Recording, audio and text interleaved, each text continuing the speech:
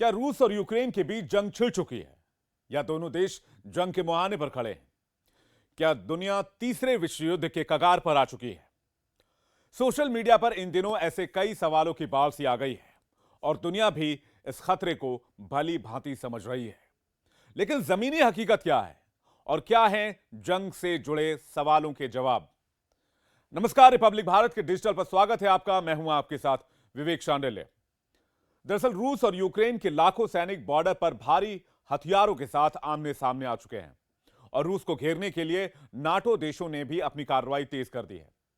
खबर है कि नाटो देश तबाही मचाने वाले फाइटर जेट से लेकर जंगी जहाज रूस के पास तैनात कर रहे हैं और जानकारों की माने तो रूस अगर यूक्रेन पर कब्जा करता है या कब्जे की कोशिश करता है तो भविष्य में दुनिया के दूसरे कोनों में भी संघर्ष या युद्ध जैसी स्थिति बन सकती है, युद्ध भड़क सकता है और इससे आगे चलकर तीसरे विश्व युद्ध का खतरा भी बढ़ता नजर आ रहा है। जानकारों का मानना है कि रूस पूर्वी यूरोप में अपने कदम वापस खींचता नजर नहीं आ रहा है। तो क्या रूस की मंशा सिर्फ और सिर्फ युद्ध है? क्योंकि रूस सीमा पर लगातार हथियारों का जखीरा भी बढ़ा रहा है। खबर है कि रूस ने 1 लाख सैनिकों को यूक्रेन की सीमा पर तैनात कर दिया है, जो भारी हथियारों के साथ वहां मौजूद हैं। रूसी हमले के खतरे को देखते हुए अमेरिकी विदेश मंत्रालय ने यूक्रेन में अपने दूतावास को खाली करने का आदेश दे दिया है। वहीं अमेरिका का aircraft carrier USS Harry S Trueman अब नाटो के कंट्रोल में है और शीत युद्ध की समाप्ति के बाद ऐसा पहली बार हो रहा है जब अमेरिकी एयरक्राफ्ट कैरियर नाटो के कंट्रोल में आ चुका है। ये बहुत बड़े संकेत दे रहे हैं। बढ़ते हुए तनाव को देखते हुए अमेरिका ने अपने 8,500 सैनिकों को तैयार रहने का आदेश दिया है, यानी उन्हें अलर्ट पर रखा गया है। रक्षा विशेषज्ञों की माने तो पूर्वी यूरोप में कोई भी झड़प केवल पूर्वी यूरोप तक सीमित नहीं रहेगी। इससे दुनिया के दूसरे कोने में भी युद्ध की आशंका बढ़ जाएगी, क्योंकि अगर रूस यूक्रेन पर कब्जे की कोशिश करता है तो इधर एशिया में शी जिनपिंग, जो कि चीन के राष्ट्रपति हैं, वो ताइवान पर कब्जे की कोशिश कर सकते हैं। दरअसल चीन और रूस दोनों मानते हैं कि ताइवान और यूक्रेन उन्हीं का हिस्सा है। गौरतलब है कि ताइवान को चीन अपना हिस्सा मानता है और चीन कई बार ताइवान को सैन्य कार्रवाई की धमकी दे चुका है। हाल ही में चीन ने ताइवान के अंदर 39 फाइटर जेट घुसपैठ कराए थे।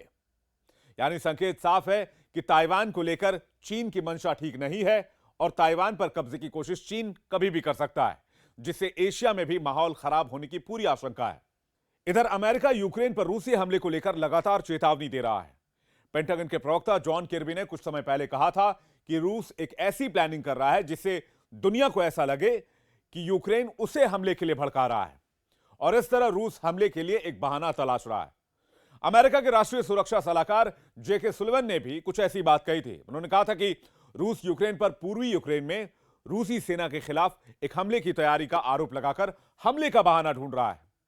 हालांकि रूस ने ऐसे किसी भी दावे का खंडन किया है, लेकिन जाहिर सी बात है कि अगर रूस और यूक्रेन के बीच तनाव बढ़ता है, युद्ध की स्थिति होती है, तो दुनिया के दूसरे हिस्सों में भी ऐसे ही युद्ध भड़कने की आशंका है और इससे तीसरे विश्व युद्ध का खतरा बढ़ता नजर आ रहा है। वहीं दूसरी तरफ रूस के प्रोस्पेक्ट से बात करें तो रूस अपने कदम वापस खींचता नहीं नजर आ रहा है और यूक्रेन की सीमा पर रूस लगातार हथियारों का जखीरा बढ़ाता जा रहा है, जिससे युद्ध का खतरा बढ़ता जा रहा है, युद्ध की आशंका गहराती जा रही है।